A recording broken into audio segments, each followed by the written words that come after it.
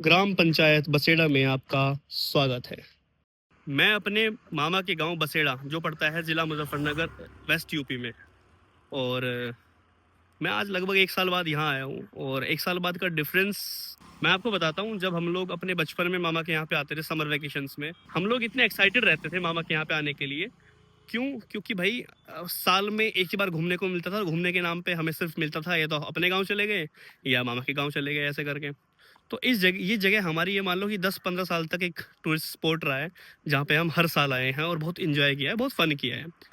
पिछले 10 सालों में बहुत बदलाव आए हैं और बहुत ज़्यादा बदलाव इस तरीके से आए हैं कि जिस तरीके से रिलेशनशिप पहले थे, जिस तरीके से मोहल्ले, जिस तरीके से घर, जिस तरीके से रिश्तेदारियाँ सारी पहले थी, उस तरह की चीज़ें नहीं रही हैं। लोगों ने क्या किया है, लोगों ने ज़मीन, घरों के साथ-साथ में रिश्ते भी बाँट दिए हैं, जो बहुत अपसेटिंग चीज़ है। मतलब बहुत ज़्यादा सैड है ये बात।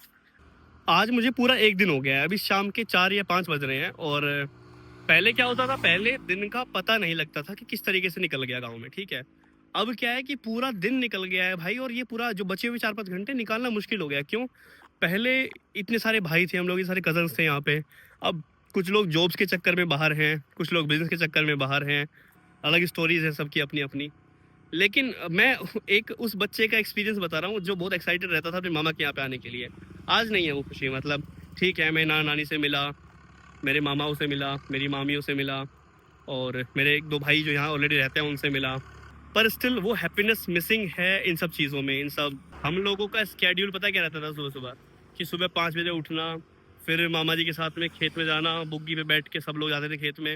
मतलब सारे बहन-भाई मिलके कम से कम हम 8-10 तो हमारे घर-घर के थे जो सिर्फ़ डेली सुबह खेत में जाते थे।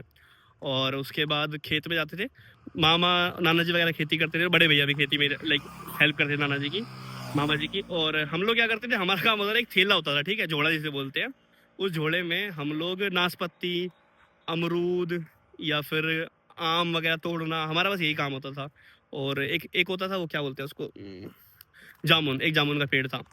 तो हम लोग सिर्फ ये रहते थे, यही सब तोड़ने में। पूरा मतलब 5-6 घंटे का टाइम हमारा ऐसे ही निकल जाता था कि अब इस पेड़ पे लगे हुए 2 घंटे तक, अब इस पेड़ पे लगे हुए हैं, 1-2 बार इस पेड़ से गिर गए, 1-2 बार इस पेड़ से गिर गए। मुझे कुछ मिल नहीं रहा था करने के लिए, तो आई थॉट मैं आप लोगों से अपना यही एक्सपीरियंस शेयर करता हूँ कि जो जो डिफरेंस मैं फ़ील कर पा रहा हूँ इतने सालों में, 5-7 साल, 10 साल के टाइम फ्रेम में, शायद मेरी तरह वो एक्सपीरियंस, वो चीज़ें आपने भी अनुभव करी होंगी।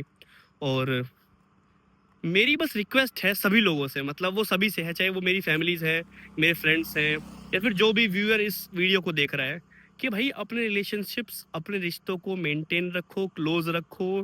आपसी भाईचारा, रिश्तेदारी मत खराब करो। बहुत ज़्यादा चीज़ें मिस आउट हो जाती हैं सिर्फ़ और सिर्फ़ एक रिलेशन खराब होने से।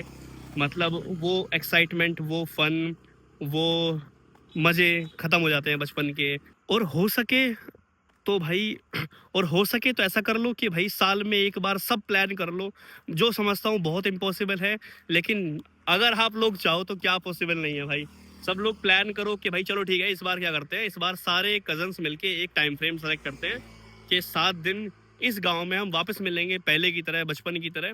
उम्मीद करता हूँ आपको मेरा आज का व्लॉग अच्छा लगा होगा, और अगर मेरे थॉट्स अच्छे लगे हैं तो उसको शेयर करो, कमेंट करो, लाइक करो और मेरे यूट्यूब चैनल को सब्सक्राइब करो। Thank you so much.